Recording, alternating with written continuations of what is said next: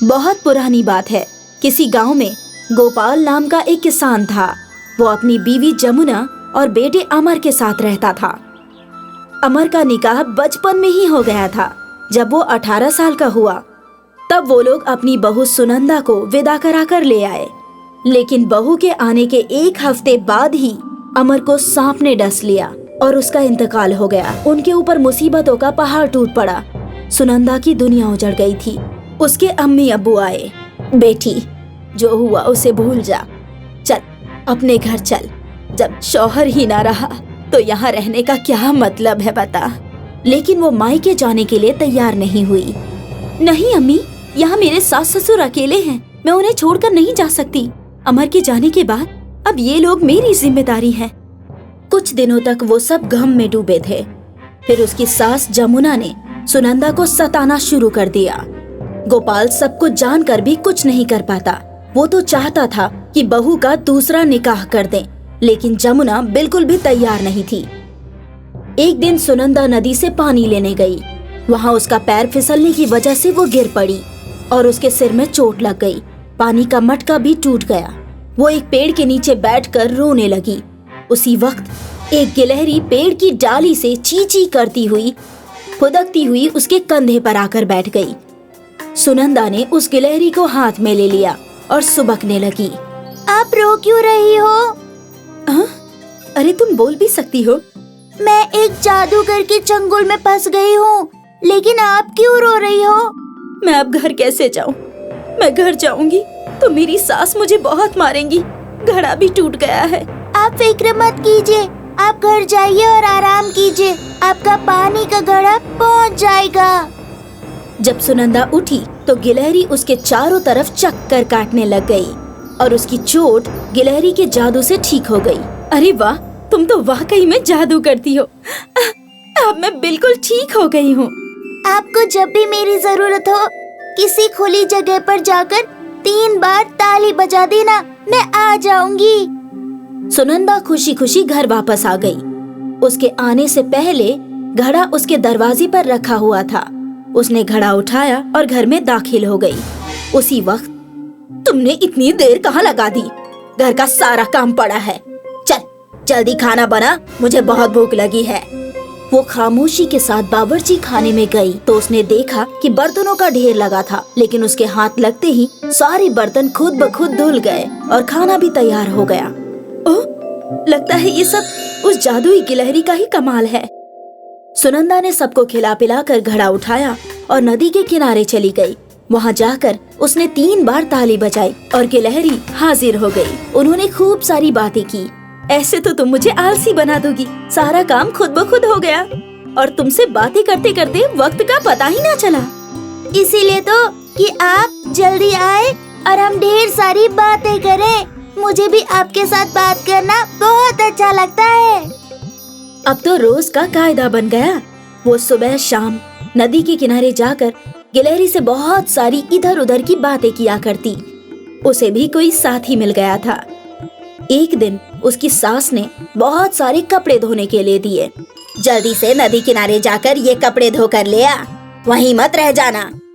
वो कपड़े लेकर नदी के किनारे गई। सुनंदा ने गिलहरी को बुलाया और उसके साथ बातें करने लगी। कपड़ों का गट्ठर किनारे पर ही रखा था। तभी अचानक बादल गरजने लगे और बिजली कड़कने लगी और फिर जोर से बारिश शुरू हो गई। गिलहरी भीग गई थी और वो अचानक पेड़ से उतरकर सुनंदा की गोद में गिर गई। उसकी आंखें बंद हो गई। सुनंदा परेशान हो गई। उसने उसे अपने आंचल में लपेट लिया और बारिश में भीगते हुए घर आ गई। या खुदा, अब मैं क्या करूं? कपड़ों का गट्ठर तो नदी के किनारे ही रह गया। घर में दाखिल होते ही उसकी सास, अरे कपड़े कहाँ हैं? उसे समझ नहीं आ रहा था कि गिलहरी को कहाँ रखे। उसने जमीन पर बिछे अपने बिस्तर पर ले जाकर गिलहरी को चादर से लपेट कर रख दिया और नदी की तरफ भागी। उसने वहां जाकर देखा कि कपड़ों का गट्ठर तो धुल चुका है। लगता है गिलहरी ने अपने जादू से सारे कपड़े भी धुलवा दिए। वो कपड़ों का गट्ठर लेकर आई और आते आते पूरी तरह से भीग गई थी। घर में दाखिल होते ही, जल्दी चाय बना कर दे। सुनंदा ने सबसे पहले अपने बिस्तर से जाकर गिलहरी को उठाया और चाय बनाने चली गई। चूल्हे की आग की तपिश से गिलहरी की बंद आंखें खुल गई और वो अपनी पूंछ हिलाने लगी। सुनंदा उसकी खुली आंख देखते ही, गिलहरी रानी, मैं तो डर ही गई थी। तुम खैरियत से तो हो? मैं तो एकदम अकेली हो जाती। सुनंदा, मुझे कुछ खिला दीजिए। उसने रसोई के एक कोने में एक कटोरी में दूध रख दिया। गिलहरी ने दूध अपने मुंह से लगाया और चप चप करके पूरा दूध पी गई। मैंने तो कभी दूध नहीं पिया था, पर ये तो बहुत जायकेदार है। अब मैं बेहतर हूँ। गिलहरी खिड़की पर जाकर बैठ गई और तभी, अरे कहाँ मर गई? जल्दी चाय लेकर आ। जमुना की आवाज सुनकर सुनंदा जैसे ही चाय लेकर गई, उसकी सास ने गरम गरम चाय उसके ऊपर फेंक दिए। सुनंदा दर्द से चीख पड़ी। उसी वक्त गिलहरी फुदकती हुई उसके करीब आई। कितनी जालिम है ये औरत। सुनंदा, उठिए, अब आप यहाँ नहीं रहेंगी। अब मैं भी यहाँ नहीं रहना चाहती। वो उठी और घर के बाहर निकल गई। गिलहरी उसके पीछे पीछे दौड़ती हुई आई। आपने मुझे कभी नहीं बताया कि आपकी सास आपको इतनी तकलीफ देती है। गिलहरी उसे नदी के किनारे लेकर गई और जाकर पेड़ की जड़ से एक तिनका लेकर आई। फिर उसने 3 बार जमीन पर चक्कर लगाया और एक खूबसूरत राजकुमार में तब्दील हो गया। अब मैं तुम्हें कहीं नहीं जाने दूंगा। उसने जैसे ही सुनंदा को छुआ, वो खूबसूरत राजकुमारी में तब्दील हो गई। उसका हुस्न देखकर वो खुद भी हैरान हो गया। जमुना सारी शाम सुनंदा का इंतजार करके थक गई। पूरे घर का काम उसी को करना पड़ रहा था। जब शाम को गोपाल आया तो, सुनंदा, तुम्हारी बहू शाम से ही गायब है। गोपाल उसकी तलाश में नदी के किनारे पहुंच गया। तभी उसकी नजर एक आलीशान कोठी पर पड़ी। उसकी खिड़की में अपनी बहू को शाही लिबास में देखकर उसे बहुत हैरानी हुई। वो कोठी के दरवाजे पर पहुंचा। सुनंदा और राजकुमार ने उसका इस्तकबाल किया। मैं आपकी बहू से ब्याह करना चाहता हूँ। उसके दुख और तकलीफें खत्म करना चाहता हूँ। मुझे उसके बारे में सब पता है। मैं जानता हूँ कि आपके दिल में उसके लिए रहम है, लेकिन आपकी बीवी शायद ये भूल गई थी कि वो भी दुखी थी।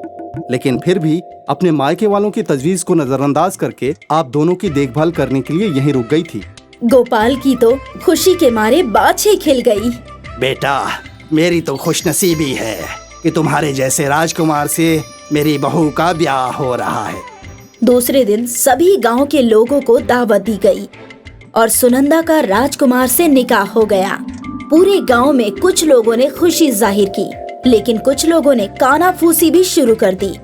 जमुना सुनंदा के ठाट बाट को देखकर चल भुन गई, लेकिन राजकुमार सुनंदा को पाकर निहाल हो गया। राजकुमार को बुलाने के लिए सुनंदा 3 बार ताली बजाती और राजकुमार मुस्कुराते हुए उसके पास पहुंच जाता और वो दोनों अपनी जिंदगी खुशी खुशी गुजारने लगे।